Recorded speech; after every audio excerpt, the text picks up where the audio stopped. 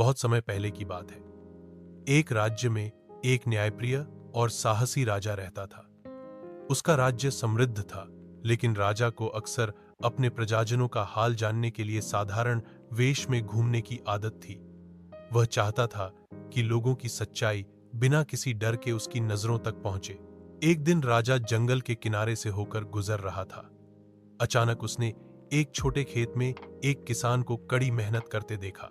किसान अकेला था और सूरज की तपिश में पसीना बहा रहा था। राजा उसके पास गया और साधारण यात्री बनकर पूछने लगा, भाई, तुम इतनी मेहनत क्यों करते हो? क्या तुम्हारे पास मदद करने वाला कोई नहीं? किसान मुस्कुराया और बोला, महाराज, मेरे पास बस यही 2 हाथ हैं और यही खेत मेरी जान है।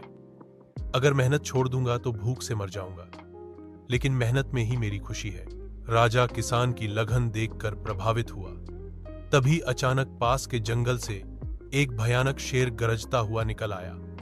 उसकी आंखों में भूख और क्रूरता झलक रही थी।